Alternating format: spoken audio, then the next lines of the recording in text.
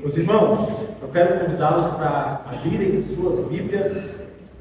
Primeiro livro de Samuel, capítulo de número 19. Nós faremos a leitura completa deste capítulo e a exposição dele.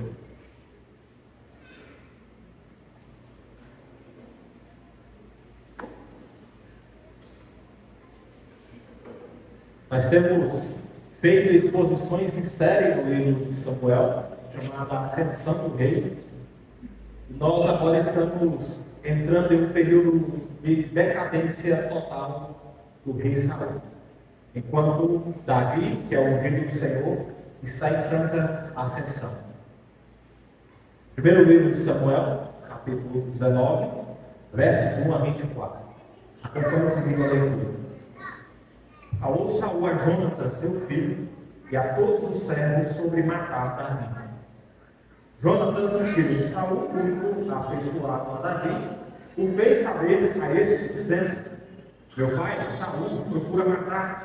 Acautela-te, pois, pela manhã, fica no lugar oculto e esconde-te. Eu sairei e estarei ao lado de meu pai no campo onde estás. Falarei a teu respeito a meu pai, e verei o que houver e te farei saber. Então Jonatas falou bem de Davi a Saul, seu pai.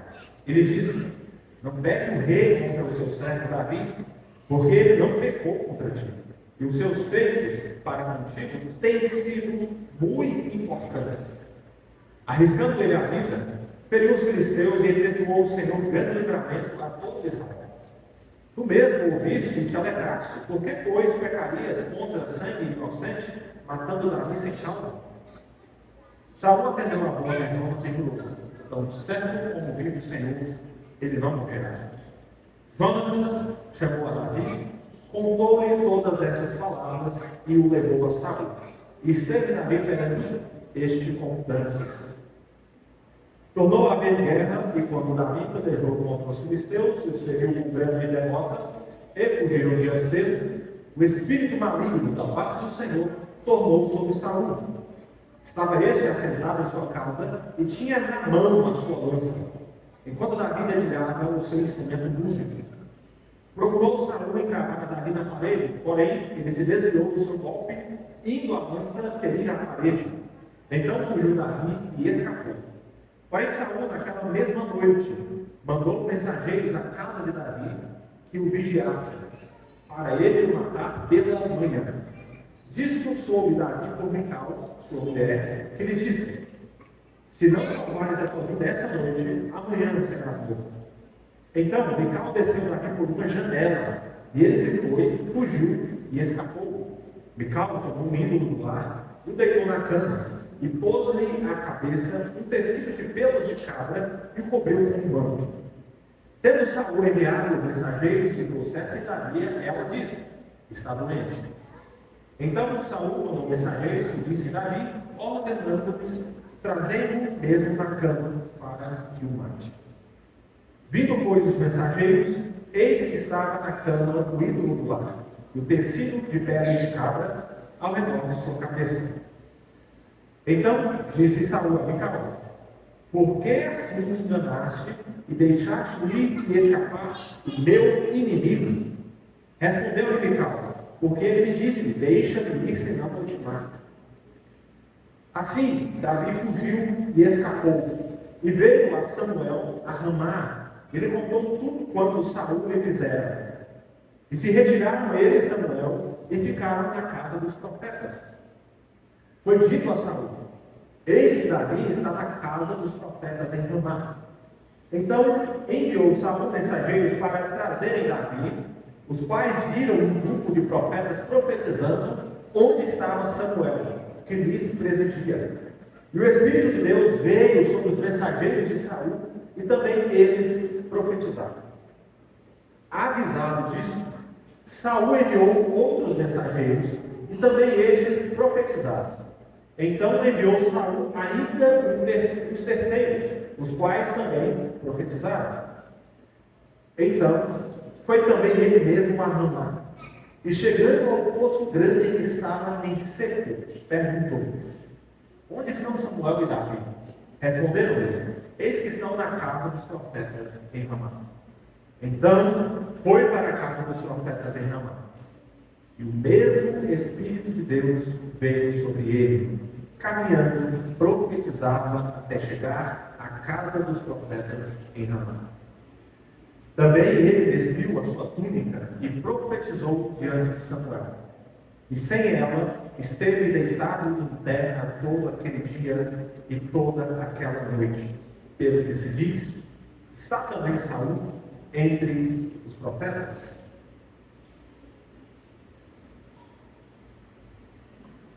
Que Deus abençoe a leitura e a exposição da sua Santa Palavra. Um abismo chama outro abismo.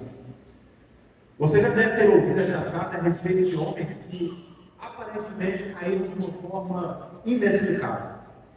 Na verdade, essa frase é um versículo do Salmo 42, que descreve com profunda exatidão os passos de quem se afunda na ruína espiritual. A série americana Breaking Bad é considerada por muitos uma das maiores séries de todos os tempos, justamente porque a sua história reproduz de forma impressionante exatamente essa noção do Salmo 42. Como pequenas concessões morais podem corromper até um homem mais íntegro e o lança em um abismo moral incontrolável. Breaking Bad conta a história de Walter White, um pacato e ingênuo professor de química, conhecido como o Sr. White. Tudo muda quando ele recebe o diagnóstico de um câncer em estado avançado. Pois, diante da iminência da morte, o Sr. White decide usar os seus conhecimentos de química para fabricar uma droga chamada metanfetamina. A ideia inicial dele, do Sr. White, é que, além de pagar o próprio tratamento, ele poderia garantir um futuro melhor para a sua família. E essa foi a sua primeira concessão moral, que o conduziu à entrada no mundo do crime. Interessante é que, ao longo do tempo, pequenas concessões que eram justificadas por boas intenções transformam quem ele é. Walter começou com a justificativa de proteger a sua família, porém ele se transforma em Heisenberg, um criminoso impiedoso, guiado por uma ambição insaciável e destrutiva. Esse é o tipo de trajetória que nós encontramos em 1 Samuel 19. Um abismo chama outro abismo. Saul era um homem com grande potencial. Alguém que, como o Sr. White, vai fazer pequenas concessões a si próprio. E isso leva a uma queda acelerada e a ruína espiritual. O enredo da vida de Saul é justamente esse. Alguém que deveria ser uma liderança espiritual abençoadora se lança em um abismo de tragédia espiritual, familiar e pública. Assim como no caso de Walter White, as pequenas concessões de Saul o lançaram numa espiral de decadência. E é isso que nós precisamos aprender a discernir em nossas próprias vidas. Histórias como a de Sr. White e do rei Saul servem de alerta para nós. Elas nos mostram que grandes quedas não acontecem de repente. Mas talvez essa seja a melhor forma de nós justificarmos quando caímos. Porque a ideia de que nós caímos inexplicavelmente é a maneira mais fácil de não lidarmos com o nosso pecado. E aí nós preferimos acreditar que talvez, quem sabe, as nossas quedas sejam até mesmo acidentes de percurso. Agora, a Escritura nos revela que as coisas não acontecem simplesmente assim. Saul era um belo jovem que se destacava entre todos os homens de Israel. Ele foi separado como ungido do Senhor e foi consagrado rei por Samuel. Saul tinha todos os recursos necessários para ser um bom rei. Contudo, Saul cai na primeira oportunidade que a sua fidelidade foi testada. Ele faz uma concessão a respeito dos sacrifícios a serem oferecidos antes de sua primeira batalha. Ele fica impaciente com a não chegada de Samuel no acampamento e então, precipitadamente, ele oferece sacrifício. Esse primeiro passo, essa concessão inicial, decretou a falência gradativa de Saul seguiria. Porque a sua desobediência ao Senhor o quebra espiritualmente. Por isso o seu erro não foi apenas um equívoco ou um acidente. O seu erro roubou o seu vigor espiritual. E quando os filisteus atacam Israel, ele não tem fé e nem a coragem para liderar os seus homens. E Saul é obrigado a ver Jonatas, o seu filho, ter de lutar uma batalha que era sua. E mesmo quando Deus faz uma tarefa aparentemente simples para Saul, ele falha. O Senhor havia ordenado a execução total de todos os amalequitas. Porém, Saul não cumpre isso. Além de poupar o melhor dos despojos da batalha, ele poupa o rei Agag. Porque Saul estava tão concentrado em sua ascensão militar, que ele deixa de lado coisas importantes para o reinado. Porque ele não apenas deixa de obedecer a Deus, como também Saul esquece o cuidado que ele deveria ter com o povo de Deus. E mais uma vez, Saul tem que ver os outros fazer o que era a sua obrigação. Ele deveria ser pastor do rebanho de Deus. Porém, Saul é tão covarde que quando ele vê um lobo destruidor como Golias, ele se esconde. Então é nesse contexto que a figura de Davi surge para nós. Davi contracena com Saul para mostrar exatamente as falhas morais que ele desenvolveu como rei. E é por isso que nós vamos ver que cada capítulo daqui para frente vai ser um relato do desmoronamento espiritual deste homem chamado Saul. Então o que nós vamos aprender hoje? Hoje nós iremos refletir sobre os sintomas da ruína espiritual de um homem. Presta atenção nisso. Sintomas da ruína espiritual de um homem. Eu espero que isso nos ajude a perceber que quedas trágicas sempre dão sinais antes de acontecerem.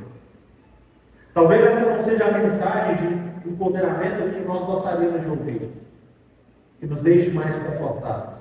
Mas diagnósticos como este são importantes para que nós, como povo de Deus, sejamos confrontados com os nossos desvios.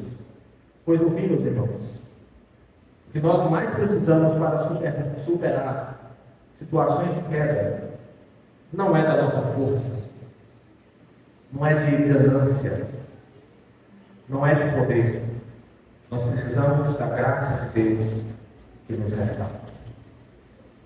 Um abismo chama outro abismo. Essa é a melhor definição para descrever quem é Saul. Essa é a história do capítulo 19.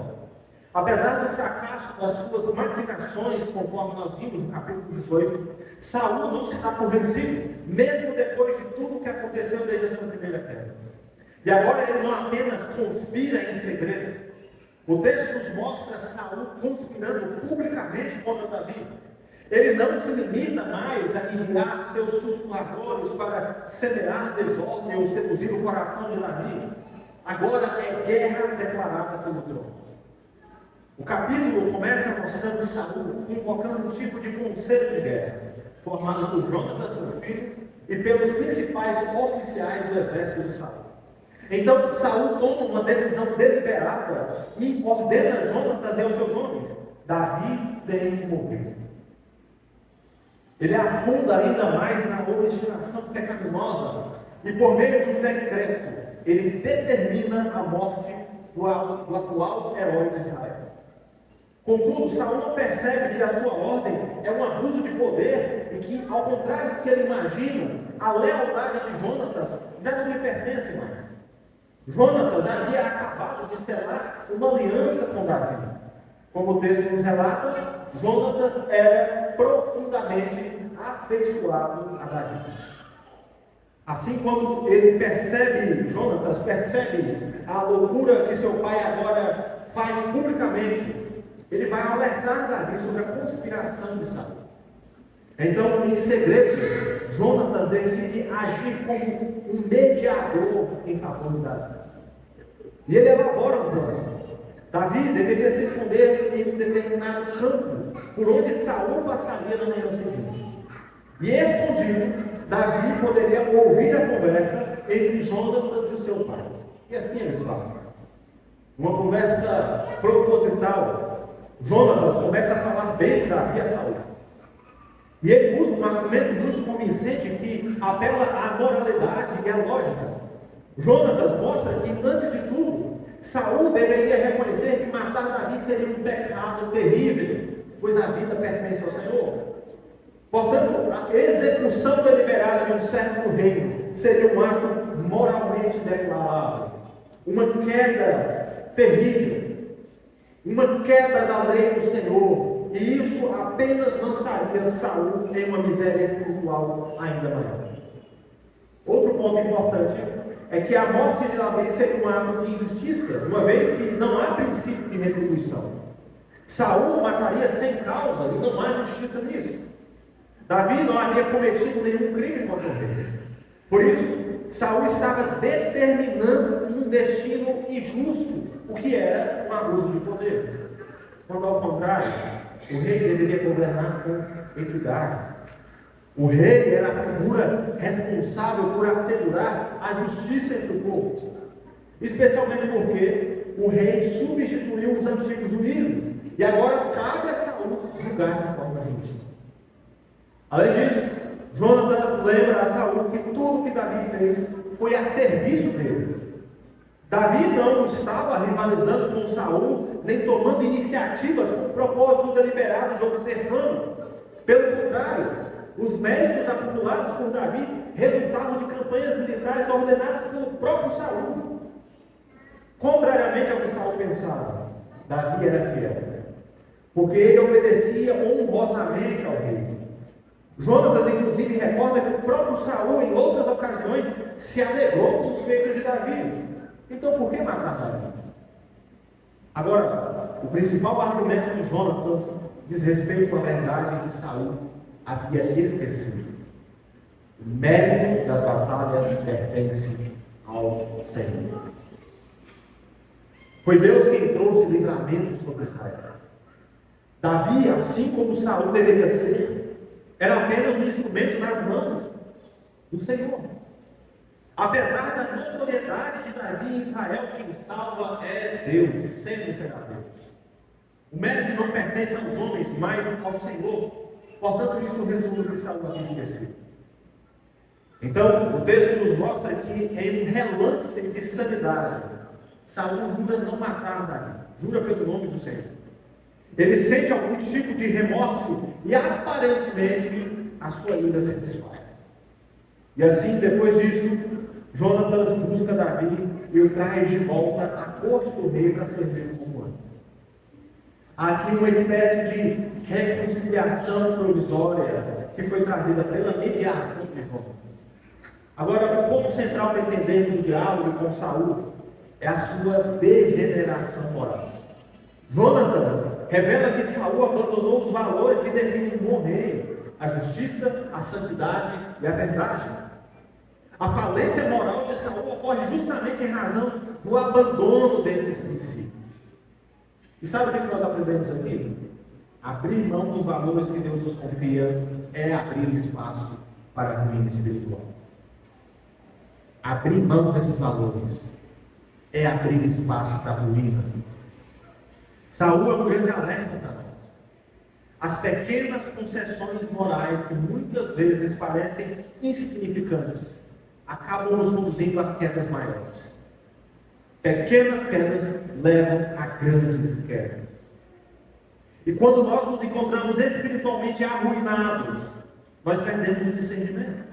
Afinal, quem tolera pequenas concessões perde também a percepção da gravidade do pecado. De modo que, se nós não cuidarmos da nossa espiritualidade, meus irmãos, nós podemos nos tornar exatamente como Saul. Líderes que deveriam promover a justiça, mas a violência. Homens e mulheres chamados à santidade, mas que a desprezam. Servos que deveriam zelar pela verdade, mas que a distorcem para proteger interesses próprios. Por isso, pergunte a si mesmo: você tem guardado fielmente os valores de Deus? Ou você tem aberto pequenas concessões para justificar pecados graves? Se essa é a sua realidade, arrependa-se do seu pecado. A santidade que Deus exige de nós não permite concessões. Nós somos um povo santo. A santidade que Deus exige de nós, o padrão é a própria santidade dele. A sua santidade não permite, irmãos, que nós cultivemos pecados intocáveis. O texto ainda nos relata, meus queridos, que houve uma nova batalha de Israel contra os filisteus. E, aparentemente, reconciliado com Saul, Davi lidera uma tropa de soldados. Como o fiel ungido do Senhor, Davi realiza uma campanha militar avassaladora contra os seus inimigos novamente, como era costume. Então nós vemos algo perturbador acontecer com Saul. O pecado do rei, como nós sabemos, era a cobiça invejosa que ele sentia de Davi.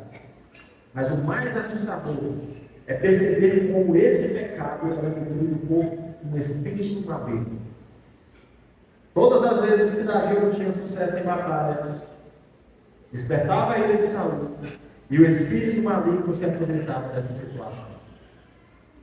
Esse espírito maligno instigava em Saul a desordem espiritual oriunda do próprio pecado do seu coração. E há aqui uma sinergia diabólica entre o coração decadente do rei Saul e a possessão desse espírito maligno.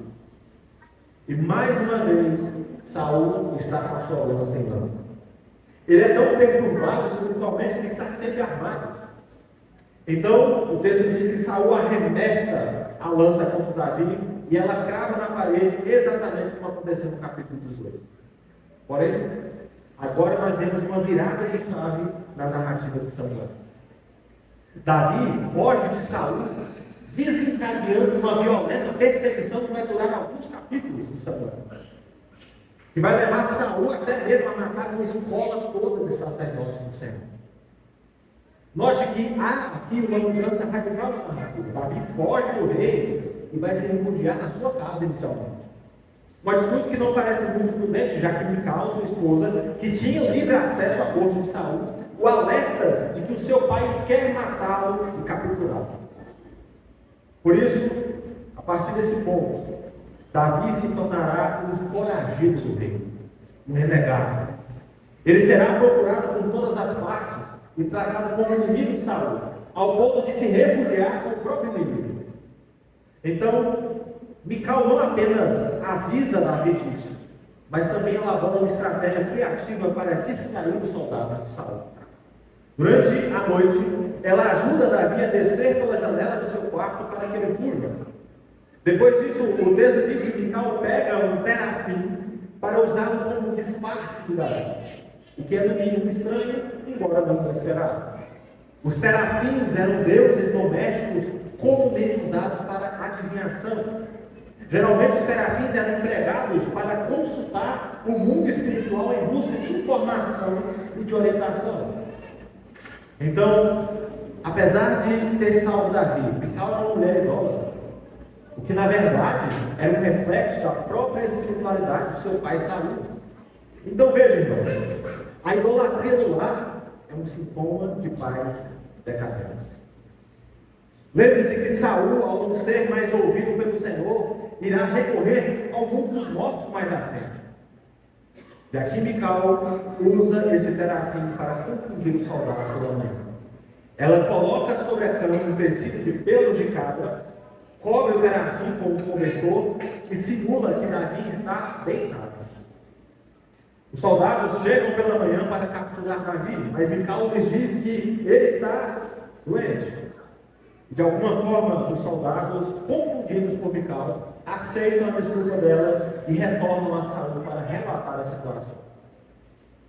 É curioso que esses soldados parecem ser tão estabanados e desastrosos quanto Saul, e por isso eles agem de maneira até ingênua. Mas Saul não quer nem saber. Ele não quer saber se Davi está doente ou se está em condições de se apresentar ao rei. Ele quer Davi nem que o tragam com a cama e tudo. Por isso, quando os soldados retornam, eles são obrigados a revistar a casa. E lá está um terafim coberto com tecido de pelos de cabra. A idolatria permitida por Saul é usada contra ele mesmo. Para Saul, isso significa uma humilhação. Além de ser feito de tolo, a sua própria filha o havia enganado. E embora minta ao pai, Saul é obrigado a reconhecer que seus próprios filhos já não estavam mais ao seu lado. A arrogância espiritual de Saul o leva a perder a sua própria casa. Ele perdeu o reino e agora ele perderia a sua própria casa. Ele perderia a sua família. E isso diz tanto sobre nós, irmãos. A ruína espiritual de uma pessoa não afeta apenas a si mesma, mas também a todos ao seu redor. Saul se tornou tão arrogante e ambicioso que ele perdeu o amor e a lealdade da sua própria família. Ele perdeu o coração dos seus filhos e viu a sua casa dividida.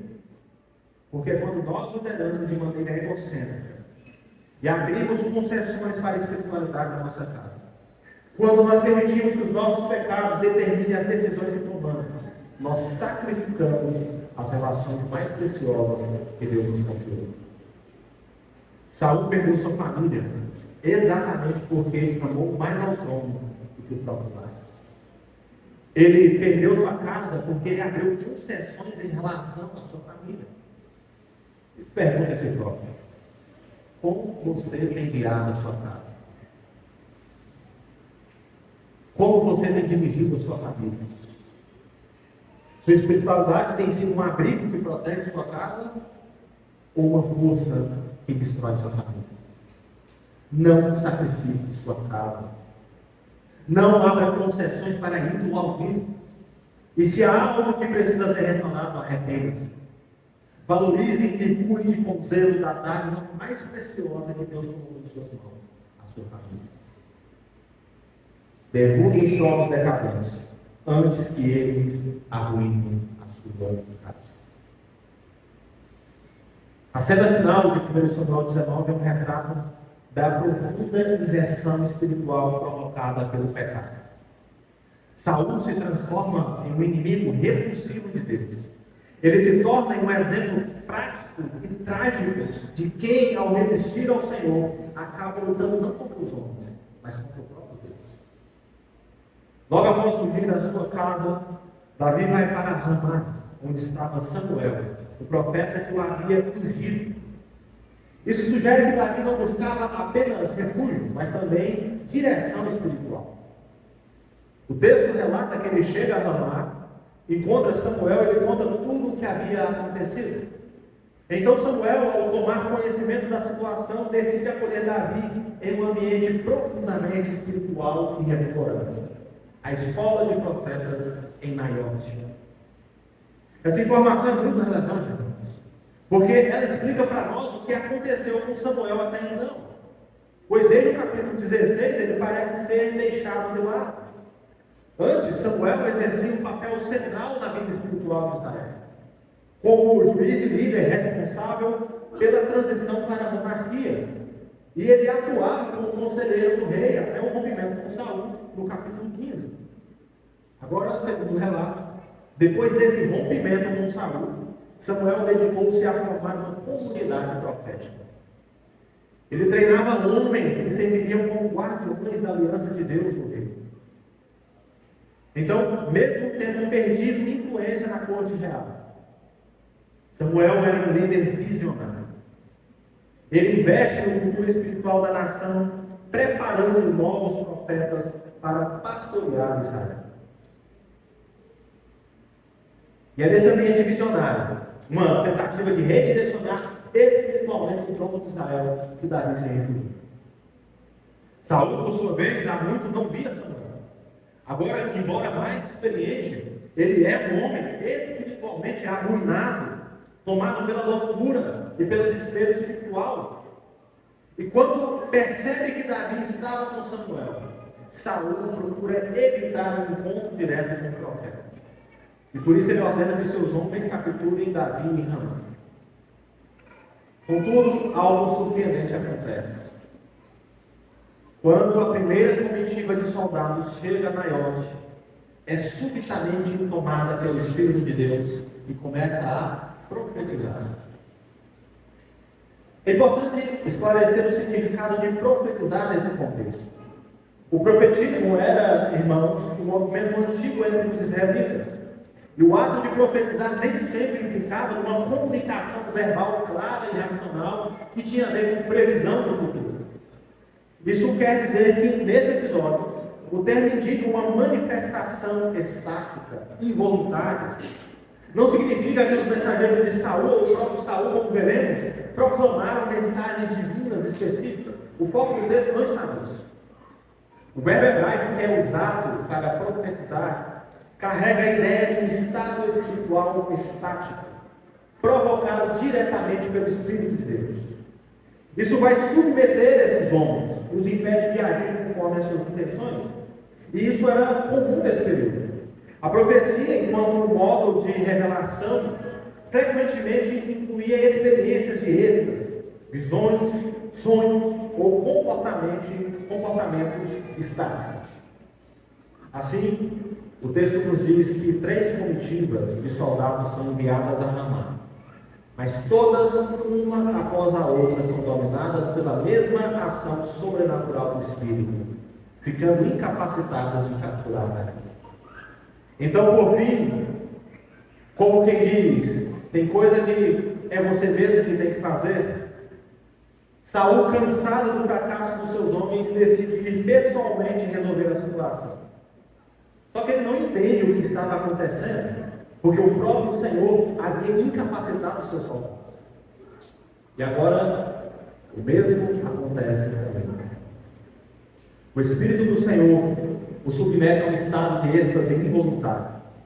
O Espírito do Senhor anula completamente a sua capacidade de ação. O texto é tão enfático que nos apresenta um detalhe aparentemente contraditório. Em 1 Samuel, capítulo 15, verso 35, nós lemos que após o rompimento com Saul, Samuel nunca mais viu Saul, até o dia da sua morte. O que demonstrava, na verdade, que o profeta cortou os seus laços com Saul, porque ele se recusa a aconselhá-lo dali por diante. Agora, de maneira paradoxal, Saul se vê levado, ainda que involuntariamente, à presença de Samuel. Mas ele está tão dominado pela ação do Espírito que se torna incapaz até mesmo de conversar com ele. O Espírito o imobiliza. E a cena final é profundamente simbólica. Há um paralelo feito com o início da trajetória de Saul. Se você se recordar, em 1 Samuel 10, após ser ungido rei, Saul também vai encontrar um grupo de profetas. E como sinal de que o Espírito do Senhor havia se apoderado dele, ele também profetizou. Agora, no fim da sua trajetória espiritual, o Espírito que antes o habilitou para o governo, interfere para julgá-lo, para humilhá-lo e colocá-lo sob juízo. O mesmo Espírito que o capacitou, agora o imobiliza. E o resultado é uma cena de total degradação. Saul tira suas roupas, ele fica nu. E por um dia e uma noite ele fica prostrado, inerte, incapaz de sequer levantar-se do lugar. É um retrato desesperador, que mostra não apenas a derrota política de Saul, mas sobretudo a sua ruína espiritual. O que nós podemos aprender com isso? Pequenas concessões levam ao fracasso público. Pequenas concessões levam ao fracasso público. Saul lutou contra Deus e perdeu tudo. Ele que era ungido pelo Senhor, por causa da sua missão, foi despido e humilhado publicamente pelo próprio Deus. O detalhe é que essa não é apenas a história de Saul. Isso é um alerta para cada um de nós, irmãos. Quando nós abrimos concessões, nós não apenas nos afastamos da graça, mas nós nos colocamos no caminho da humilhação e do fracasso público. Pequenas concessões produzem corações espiritualmente endurecidos. E corações duros, diante de Deus, estão sujeitos às maiores derrotas. Pequenas brechas da armadura nos lançam em um abismo de descontrole e ruína espiritual. Quem sabe você não esteja como Saul, abrindo concessões. E aí? Saiba que o problema para corações duros, irmãos, não são as pessoas. O problema de quem está assim é o próprio Deus. Ele é o juiz de toda a terra. Saúl é o retrato vivo do que acontece contra quem luta com Deus. Pode até começar governando com autoridade, mas pequenas concessões o levarão a terminar prostrado e humilhado. Então, depois de dizer tudo isso, deixa eu fazer uma rápida recapitulação. Primeiro, nós aprendemos que a ruína espiritual é o diagnóstico de pessoas que corrompem valores essenciais de sua fé. Saúl abandonou pilares fundamentais para ser um rei fiel a Deus, e isso levou a um abismo sem fim. Quando sacrificamos valores, sacrificamos nossa integridade, e isso afeta profundamente a nossa espiritualidade. Nós aprendemos também que a ruína espiritual isola e destrói os nossos vínculos familiares e os relacionamentos mais importantes. Saúl abriu concessões e ele arruinou a sua própria casa. E no fim ele se viu abandonado pelos próprios filhos. Jonatas se aliançou com Davi, que era visto por Saúl como um inimigo. Mical, sua filha mais nova, enganou o pai para proteger Davi e agora ela se torna seu marido.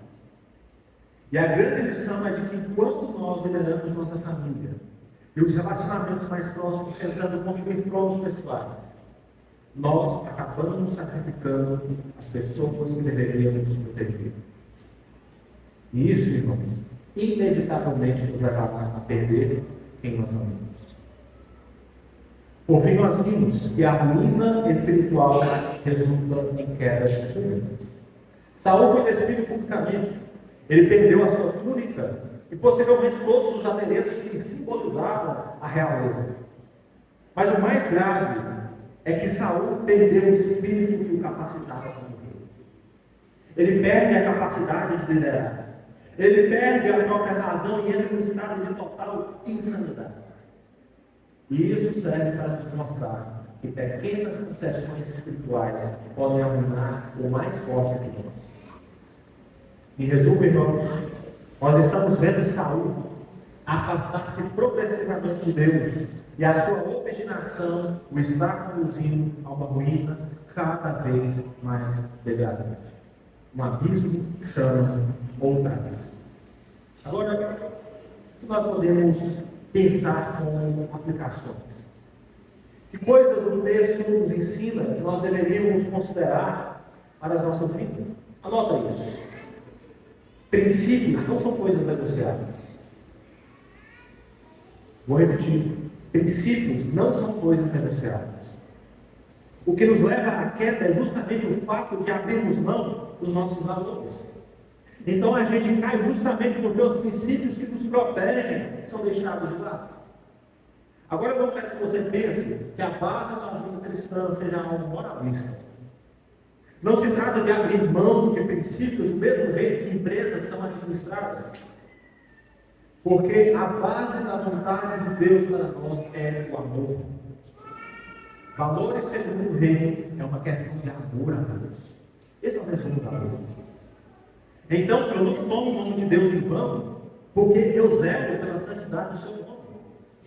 Eu guardo o dia do Senhor, porque eu quero desfrutar de um tempo com Ele e com a minha família da fé. Eu não adultero, porque eu amo a Deus e a minha esposa. Eu não digo falso testemunho, porque eu zelo pela honra do meu próximo. Lembre-se, irmãos, a lei do Senhor é dada para a nossa proteção. Porque Deus nos ama e a sua vontade nos guarda, segundo. É o zelo pela observância da vontade de Deus, que inclusive nos livrará de ruínas espirituais terríveis. Saiba que a queda de cada um de nós acontece em razão de pequenos passos, pequenas concessões que nós damos em direção ao pecado. Pequenos passos nos levam a abismos profundos. Princípios não são coisas negociáveis. Segundo, não abra concessões quando o assunto for família. Família é o projeto divino base da criação da humanidade. É a coisa mais preciosa confiada por Deus a nós. Porém, o tempo difícil que nós vivemos em relação à família tem levado muitos cristãos à falta de esperança. Diante das dificuldades que vêm sobre todos, nós começamos a duvidar se de fato esse projeto é para nós. Porque surgem dúvidas sobre como conduzir nossa casa. Da maior parte, irmãos, a nossa dificuldade de administrar nosso lar ou a nossa necessidade de ajuda provoca em nós a abertura de concessões. Nós abrimos concessões quando não destinamos o tempo devido à nossa família. Nós abrimos concessões quando nós deixamos de zelar para que nós e nossos filhos sejam assíduos na casa do Senhor. E aí a gente prefere não insistir com certas coisas para evitar o conflito. A gente faz vista grossa com os nossos filhos consomem. E quando nós percebemos, a nossa espiritualidade começa a produzir lares cheios de ídolos destrutivos. Talvez a coisa mais urgente que você deveria pensar é sobre como ter ajuda diante do caos. Não abra concessões para a sua família. Agora, saiba que liderar bem a família não é só uma questão de evitar concessões. Liderar a família tem a ver com cultivar intencionalmente um ambiente onde Deus é honrado. Terceiro, cuide de sua espiritualidade com a seriedade necessária. Não trate isso como se fosse uma coisa de pequena importância. Como que você tem cuidado da sua espiritualidade? Não pense que faltas graves, irmãos, começam unicamente. Porém, pequenas quedas inevitavelmente levarão ao fracasso público.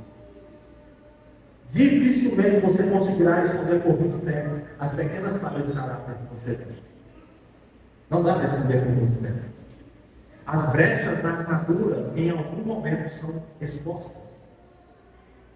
Então, haja enquanto ainda é tempo. Antes do seu pé resvalar. Lembra-se do senhor White, o Heisenberg.